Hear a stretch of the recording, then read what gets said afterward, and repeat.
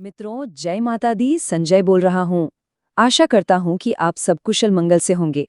आज हम बात करते हैं लाल किताब के बहुत निजी विषय की, जिसके बारे में आपने बहुत कुछ सुना और पढ़ा होगा। इसका संबंध आपकी सुखद गृहस्थी, खाना नंबर 7 और शुक्र, बुध, मंगल आदि ग्रहों से है। मेरे YouTube चैनल पर विवाह आदि विषय पर और भी संबंधित वीडियो आपको मिल जाएंगी। चलिए विषय में प्रवेश करते हैं, जिसका शीर्षक है आपकी सुखद गृहस्थी का घर और उस पर ग्रहों का प्रभाव। तो आज की हमारी चर्चा में हम इन 6 खास पहलुओं पर बात करेंगे।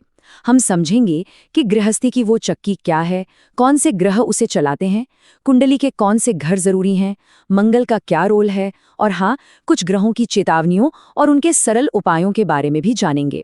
तो चलिए सबसे पहले और सबसे दिलचस्प कॉन्सेप्ट से शुरू करते हैं। लाल किताब में शादीशुदा जिंदगी को समझाने के लिए एक बहुत ही गहरी और अनोखी मिसाल दी गई है। इसे एक चक्की यानी कि ग्राइंडिंग मिल की तरह देखा गया है। जरा सोचिए, जैसे एक चक्की के 2 पार्ट मिलकर अनाज को पीसते हैं, ठीक वैसे ही शादी 2 लोगों को, 2 परिवारों को एक साथ लाती है। अगर ये चक्की बिना किसी रुकावट के आराम से चल रही है, तो समझ लीजिए कि शादीशुदा जिंदगी खुशहाल है।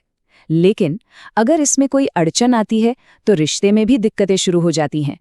अच्छा, तो सवाल ये उठता है कि इस गृहस्थी की चक्की को चलाने वाले हैं कौन? कौन से ग्रह हैं जो इसके अलग-अलग पुर्जों की तरह काम करते हैं? आइए अब इसकी बनावट को समझते हैं। अब ये देखिए, ये बहुत ही दिलचस्प है। इस चक्की के 3 मेन पार्ट्स हैं। शुक्र यानी वीनस, जो कि पत्नी, पैसा और शादी के सुख का कारक है, वो है चक्की का नीचे वाला स्थिर पत्थर। बुध यानी मर्क्यूरी, जो हमारी समझदारी और बुद्धि का प्रतीक है, वो है ऊपर वाला घूमने वाला पत्थर। और शनि वो लोहे की कील है, जो इन दोनों पार्टों को अपनी जगह पर टिका कर रखती है, स्थिरता देती है। तो मतलब साफ है, एक अच्छी शादी के लिए शुक्र और बुध का तालमेल सबसे ज्यादा जरूरी है। ठीक है, तो हमने चक्की और उसके ग्रहों को तो समझ लिया, पर ये चक्की कुंडली में आखिर रखी कहाँ होती है? इसकी ज्योतिष में जगह कौन सी है? चलिए वो जानते हैं। हमारी जन्म कुंडली में 3 घर या कहें कि 3 भाव इस मामले में बहुत खास हो जाते हैं। 7वां भाव, ये वो जगह है जहां गृहस्थी की ये पूरी चक्की चलती है। 8वां भाव, यहाँ शनि की वो कील लगी होती है जो चक्की को स्थिरता देती है।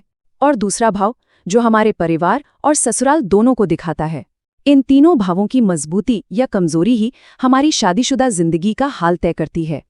लेकिन एक ग्रह ऐसा भी है जो इस पूरे सिस्टम को एक धागे में पिरोता है, जो इसे ऊर्जा देता है, और वो ग्रह है मंगल। लाल किताब में मंगल को वो कड़ी कहा गया है, जो 2 अलग-अलग परिवारों को शादी के रिश्ते से जोड़ती है। ये खून के रिश्ते का प्रतीक है। ये उस सफर को दिखाता है जब एक लड़की अपना परिवार छोड़कर दूसरे परिवार का हिस्सा बनती है। मंगल में जितनी ताकत होगी, शादी का बंधन उतना ही मजबूत या कमजोर होगा। तो यहाँ पे बात बिल्कुल साफ हो जाती है। अगर कुंडली में मंगल नेक है यानी अच्छी हालत में है, तो गृहस्थी आबाद होती है, घर में खुशहाली आती है। लेकिन खुदा न खास्ता अगर यही मंगल बद हो यानी अशुभ हो, तो वही शादी बर्बादी या बहुत बड़ी मुसीबतों का कारण भी बन सकती है। मंगल की भूमिका इतनी अहम है। लाल किताब की एक और खासियत यह है कि वो ग्रहों की स्थिति को देखकर कुछ खास उम्र में शादी को लेकर साफ साफ चेतावनी भी देती है। मिसाल के तौर पर, अगर किसी की कुंडली के 7वें घर में राहु बैठा हो, तो 21 साल की उम्र में की गई शादी को अर्थहीन कहा गया है। इसका मतलब उस रिश्ते का कोई मकसद पूरा नहीं हो पाता। ये एक बहुत ही खास चेतावनी है जिस पर गौर करना जरूरी है। ठीक इसी तरह 22 साल की उम्र में की गई शादी विषाक्त या बहुत ही पीड़ादायक हो सकती है अगर कुंडली में सूर्य और शुक्र की आपस में दुश्मनी हो। ये ग्रहों का एक ऐसा कॉम्बिनेशन है जो शादी के सुख को पूरी तरह से खत्म कर सकता है। अब इतनी सारी चेतावनियां और ज्योतिष की बातें सुनकर मन में ये सवाल आना तो लाजमी है कि क्या इन मुश्किलों का कोई हल भी है? तो जवाब है जी हाँ, बिल्कुल है। लाल किताब में बहुत ही सरल और असरदार उपाय भी बताए गए हैं।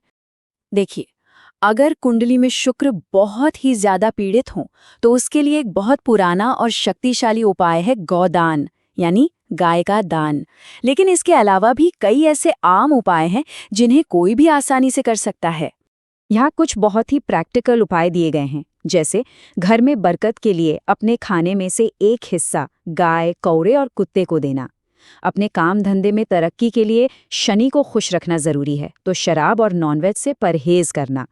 और घर में शांति बनाए रखने के लिए राहु को शांत करने के लिए रसोई में बैठकर खाना खाना और रात को सोते समय सिर के पास पानी का लोटा रखकर सुबह उसे किसी पौधे में डाल देना।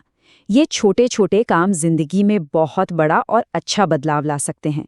तो इन सभी बातों और सिद्धांतों को जानने के बाद अब ये सवाल खुद से पूछने का है कि आपके अपनी गृहस्थी की चक्की वो कैसी चल रही है। इस पर जरूर विचार कीजिएगा।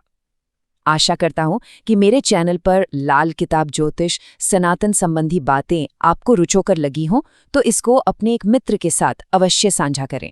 अगर आपका कोई सवाल या सुझाव हो तो कमेंट में जरूर बताइएगा। नमस्कार, फिर मिलेंगे।